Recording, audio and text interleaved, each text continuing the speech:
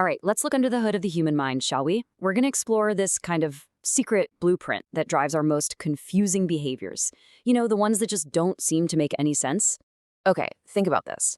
Have you ever known someone, maybe it's even you, who talks endlessly about their big dreams, their grand plans, but they never actually do anything about it? The ambition is there, right? But something just holds them back. Or what about this one? The person who, right in the middle of an argument, just goes silent.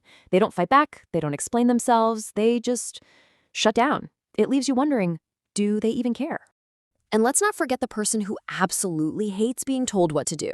I mean, you could be giving them the best advice in the world, but the second you say, you should, bam, they push back. So what's going on there?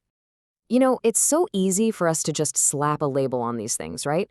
We see someone not taking action, we call them lazy. Someone goes quiet, they're indifferent. They push back, oh, they're just being stubborn.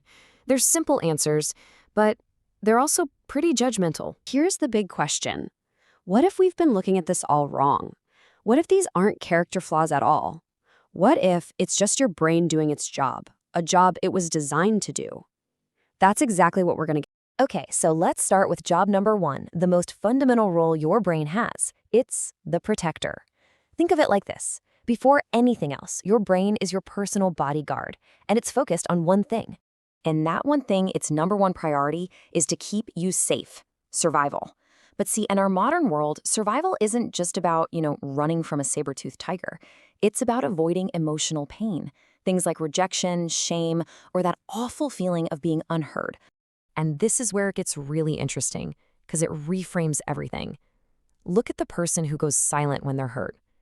We see it as indifference, right? But for their brain, it's a learned response. It's learned that speaking up just leads to more pain. So silence becomes a shield. Or how about the person who just cuts people off? We might call them cold or dramatic, but for their brain, it's actually a last-ditch effort to reduce a massive psychological overload. It's like a circuit breaker when it just can't handle anymore. See? Every one of these is a protective strategy. And this protective instinct is so powerful. Let's circle back to that person we talked about, the one who hates being told what to do. On the surface, it just looks like they're being defiant, but there's actually a psychological term for what's going on. It's called psychological reactance. And here's how it works. The second that person perceives a threat to their freedom or their autonomy, their brain automatically just pushes back. It's all about restoring that sense of control. It's like a built-in alarm system for your personal freedom. So when someone says, you have to do this, that alarm just blares, and the brain's first instinct is to say, oh yeah, watch me, just to prove it's still in charge. Okay, so the brain protects. Got it. But that's not its only job.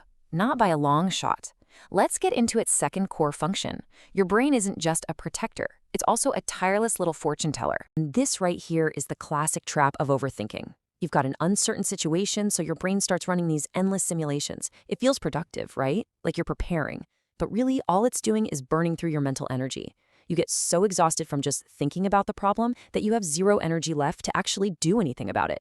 It's a vicious cycle. Here's the thing about your brain. It absolutely hates unpredictability. The unknown feels genuinely dangerous to it.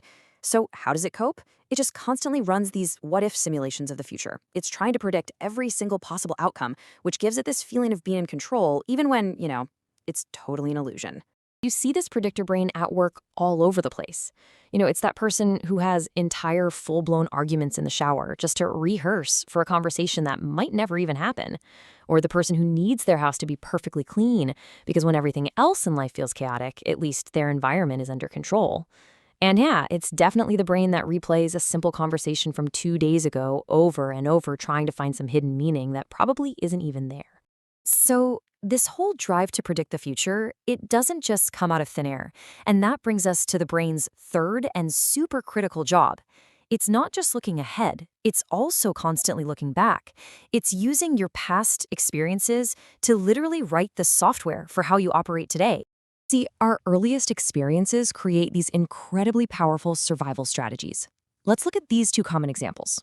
On one side, you have the easy child. This is the kid who learns, hey, if I just suppress my own needs, everything stays calm. So they become super independent, and their whole sense of self-worth gets tied to being low maintenance. Then, on the other side, you've got the scapegoat child.